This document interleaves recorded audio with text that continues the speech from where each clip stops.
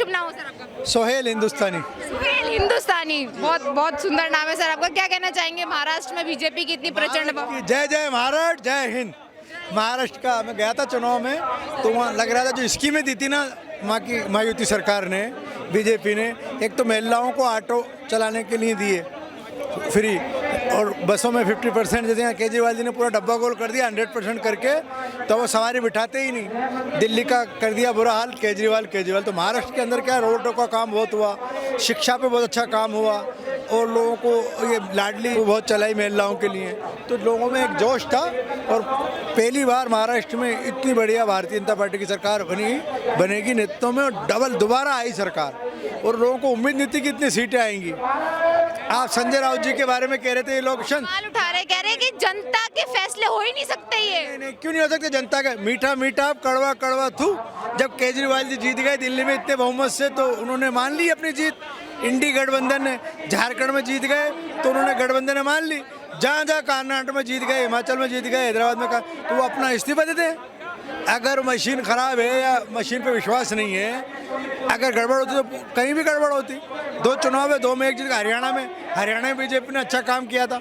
मोदी जी ने जो नीतियाँ बनाई, जो देश के लिए, देश को दंगा मुक्त, आतंकवाद मुक्त, गंदगी मुक्त, भ्रष्टाचार मुक्त, परिवारवादी राजनीति से जो मुक्त किया है, जनता इसलिए मोदी को दिल से चाहती है, उनके साथ जुड़ती है और उनको वोट करती है उनके नाम पे, इसलिए भारतीय जनता पार्टी को जिताती है। असली बात ये, विपक्ष के पास कोई मुद्दे नहीं है, और मोदी जी ने काम 10 साल में ऐसा कोई काम नहीं छोड़ा। लोगों के अकाउंट खोलने का काम, ये इंडिया का पांचवी इकोनॉमी हो चुकी है। मेरा एक सवाल आपसे, जैसे मोदी जी ने नारे दिया था कि एक रहेंगे तो सेफ रहेंगे, तो फिर इसको लेके ओवैसी जी ने बोला था कि लोगों को बांटने वाली बात है। आपको नहीं लगा कि लोगों को बांट रहे हैं मोदी जी? नहीं, ओवैसी एक्चुअली विदेशी मुल्क के मुसलमान हैं, आग करताओं की और नाजायज औलाद है ओवैसी, तो वो इस तरह की अनबन बातें करते रहते हैं।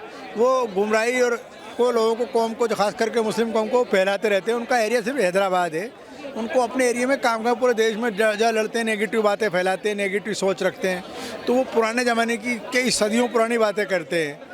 तो ये उनके कहने से एक रहने का मतलब, उसको मकसद क्या है कि देश में एक रहेंगे, सेफ रहेंगे, नेक रहेंगे। ये क्या भाषा करें, मतलब पूरे देश के लोग, पूरे समाज के लोग एक रहेंगे तो सेफ रहेंगे। पहले की तरह का टूटेंगे आपस में तो गुलाम बनेंगे। जैसे अंग्रेजों ने गुलाम बना लिया, मुगलों ने गुलाम बना लिया, तो अभी सब सपने में देखते हैं फिर हम बना लेंगे ऐसे, या उनके लोग आ जाएंगे टर्की, क्या पता कहाँ से आए थे वो, तो वो इस तरह के लोगों के अंदर भ्रम फैलाते हैं। ये है बात। आखिरी सवाल मैं लेना चाहूंगी, क्या कारण देखते हैं आप, जो उद्धव ठाकरे, जिसका पूरा परिवार ही जो है हमेशा से महाराष्ट्र की राजनीति में योगदान देता रहा, क्या कारण हो गए कि इस बार उनको हार का मुंह देखना पड़ा? उद्धव ठाकरे जी ने अपने लड़के के लिए, आदित्य ठाकरे के वल्ली चुनाव लड़े, उसमें पूरी जी जान लगा दी। उसके अलावा पूरे महाराष्ट्र में घूमे नहीं, पब्लिक में अपील थी नहीं। जो महाराष्ट्र की शिवसेना की जो गठबंधन था, नेचुरल गठबंधन भारतीय जनता पार्टी से था, जब उन्होंने नेचुरल गठबंधन तोड़ के सत्ता के लालच में पाने के लिए कांग्रेस, जिसलिए बाल ठाकरे जी लड़ते रहे जीता उम्र, तो उनसे समझौता किया, तो जनता ने उसको नकार दिया, और कार्यकर्ता का भी मन नहीं था। और मैं तो 2000 में बाल ठाकरे जी का भाषण स्पेशल सुनने गया था दिल्ली से देखने के लिए। तब उन्होंने डायलॉग दिया था सोनिया जी के 2002 में 4 में, कि एक मच्छर आदमी को हिजड़ा बनाया था नाना पाटेकर ने, फिर में एक सोनिया गांधी ने कांग्रेसी को हिजड़ा बना दिया।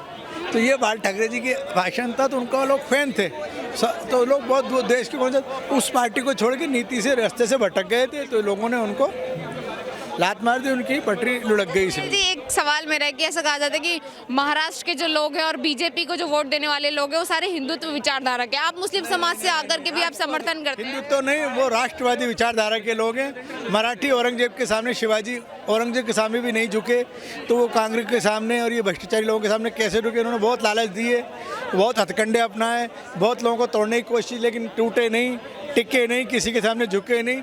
उन्होंने मोदी जी को, राष्ट्रवाद को और भारतीय जनता पार्टी को, विकास को चुना।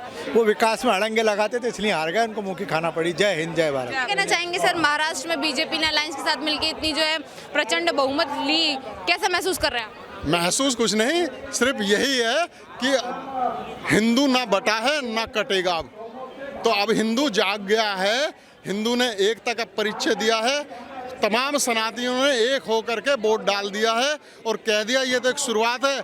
अभी देखिए दिल्ली की बारी है, दिल्ली में 80 की 80 सीट जीतेंगे हम। सर, क्या कारण देखते हैं आप उद्धव ठाकरे जी की इतनी खराब हार के, क्या कारण रहे हो? क्या कारण है? जो पार्टी की जिसकी नींव हिंदुत्व के लिए रखी गई थी, उसकी रक्षा के लिए रखी गई थी, बाला साहब ठाकरे ने, आदरणीय ने, आज मैं कहता हूं कि वही पार्टी आज जिहादियों के लिए काम कर रही है, हिंदुत्व के लिए नहीं कर रही है। आज वही लोग, वही पार्टी वक्फ बोर्ड का जो है साथ दे रही है। तो ये हिंदुत्व की पार्टी नहीं रही है, जिस कारण से इसको हार का सामना करना पड़ा।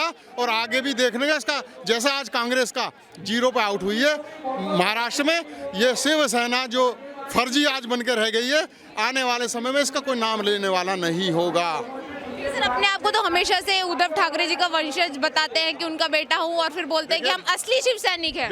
बेटा होने से कुछ नहीं होता। ये बेटा चाचा भतीजावाद जो है चलता आ रहा है, इसको मोदी जी का यही मिशन है, इसको ख़त्म करना है।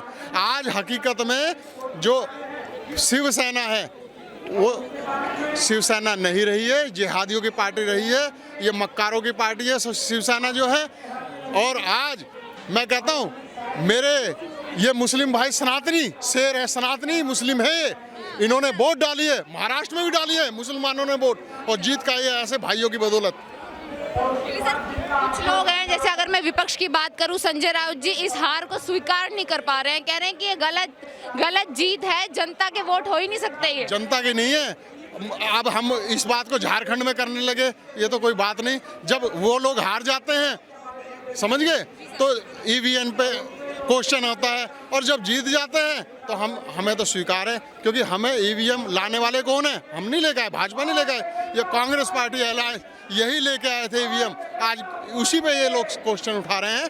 ये लोकतंत्र की जीत है, जनता का विश्वास है मोदी जी में। आज सभी लोग, चाहे वो मुस्लिम है, हिंदू हैं, किसी भी जात पात में है, क्योंकि धर्म तो एक ही है, सनातन धर्म, और सनातन धर्म के बैनर के नीचे आज वोट पड़ी है और हम भारी बहुमत से जीते हैं, इसे स्वीकारना पड़ेगा। मोदी जी वाला नारा कि एक रहेंगे तो सेफ रहेंगे वाला जो यहाँ पे है, जनता समझ चुकी है। हाँ बिल्कुल बिल्कुल, एक रहेंगे, नेक रहेंगे, और बटेंगे तो कटेंगे। महाराष्ट्र का हिंदू सनातनी ना बटा है ना कटा है। और जो हिंदुस्तान के जो हमारे मुस्लिम भाई हैं, वो सनातनी मुस्लिम हैं, उन्होंने भी कहा हम तुम्हारे साथ हैं। अच्छा, राहुल गांधी ने जातिवाद वाला फैक्टर स्टार्ट किया था, क्या लग रहा है वो भी पॉसिबल नहीं हो पाया? ना ना ना ना ना, पप्पू की अब बातों पर किसी को भरोसा नहीं रहा। पिछली बार हरियाणा में जलेबी बनवा के चला गया, वो सारी जलेबी हमने बांटी, आपको दिखाई बहन जी, आपने देखा होगा, सारी जलेबी हमने, क्योंकि वो हलवाइयों का नुकसान हो रहा था, तो हमने कहा गरीब का नुकसान क्यों होने दे, जलेबी हम जनता को खिलाएंगे, पत्रकार भाई बहनों को खिलाएंगे। संजय राउत बोल रहे हैं कि छल है, कपट है, मोदी जी ने साजिश करी है, पूरे अलायंस ने मिलकर उन्हें हराने की। अब उनके पास कुछ कहने को रह नहीं गया है, वो अपनी हार स्वीकार नहीं कर पा रहे हैं, इसलिए मानसिक संतुलन खो बैठे हैं। उनके पास यही है कहने के लिए, वो पिछले कई वर्षों से हार के बाद यही कहते हैं, या तो ईवीएम या फिर कहते हैं छल। जो बंदा खुद छल करता हो, उन्होंने छल किया जनता के साथ, अपने पार्टी के साथ छल किया है। अब ये जनता चाहती थी हिंदुत्व को, उन्होंने अपने हिंदुत्व को, जो राज ठाकरे ने अपने पिताजी की जो छवि थी हिंदुत्व की, और वो समझ लो नाश ही कर दिया उसका बिल्कुल। अब जनता उन्हें कभी भी लाना नहीं चाहेगी। जनता ने यहाँ एकनाथ शिंदे जी को महाराष्ट्र में जो है एक सच्चा शिवसैनिक समझ लिया है, मतलब तभी वोट दिया। बिल्कुल बिल्कुल, सच्ची शिवसेना हर एक वही है, एकनाथ शिंदे जी है, जो उन्होंने कार्यकाल हुआ है उसी पर मोहर लगाई है जनता ने, और आगे भी ऐसे ही मोहर लगाती रहेगी। मोदी योगी जिंदाबाद। कुछ गड़बड़ी है, तभी इतनी प्रचंड बहुमत से बीजेपी आई है, वरना पॉसिबल नहीं था। मैम उनके पास कहने के लिए कुछ नहीं है ना, तो वो तो कुछ कहेंगे, कभी ईवीएम में कमी बताएंगे, क्या छल बताएंगे मैम? उनके पास तो कुछ ऑप्शन नहीं है, तो कुछ तो कमियां बताएगा ना विपक्ष जीत पे। झूठे आरोप ये तो आरोप लगाएंगे विपक्ष, तो मैम आरोप लगाएगा ही ना, क्योंकि हार चुका है, तो इसलिए दोनों। तो आपके क्या विचार है? महाराष्ट्र में बीजेपी आई, बहुत खुशी है, यही विचार है, सब जगह बीजेपी आएगी, सब जगह बीजेपी आएगी। हिंदुत्व जाग चुका है, वो अब जानता है कि मोदी योगी हैं तो हम सब सुरक्षित हैं, नहीं मोदी योगी नहीं रहेंगे तो हम भी नहीं रहेंगे। जनता जानती है ये अच्छे से। हाँ, वो छल करते हैं तो उन्हें छल ही नजर आएगा, जो आदमी छल करेगा तो उसे सामने वाला भी छल ही दिखाई देगा। उन्होंने छल किया तो उन्हें छल ही नजर आ रहा है। मोदी योगी है तो सब कुछ। मैम यहाँ पे संजय राउत जी कह रहे हैं कि मतलब कि कुछ ना कुछ गड़बड़ी है ईवीएम में, तभी इतने सारे वोट आए, वरना नहीं आ सकते थे। जनता के फैसले हो ही नहीं सकते ये। कोई गड़बड़ी नहीं है, जनता जानती है, जनता जागरूक हो गई है। अब जनता जब जान चुकी है तो जनता बीजेपी के हित में है और सरकार बीजेपी की ही रहेगी। धन्यवाद जी मैम, आपके क्या विचार है महाराष्ट्र में भी? देखो, अगर अब बीजेपी जीत गई है ना तो हम लोगों के लिए भी सेफ है नहीं ना। आप भी खड़े हो ना आज यहाँ, रात के 2 बजे भी कहीं जा सकते हैं। अब बीजेपी को कोई नहीं हरा सकता, इसीलिए तो वो छल बताएंगे नहीं। हम तुम सेफ है ना, गांव की बहन बेटी सेफ है, और योगी जी के सामने अब तो कोई भी नहीं टिक पाएगा। चलिए, बहुत बहुत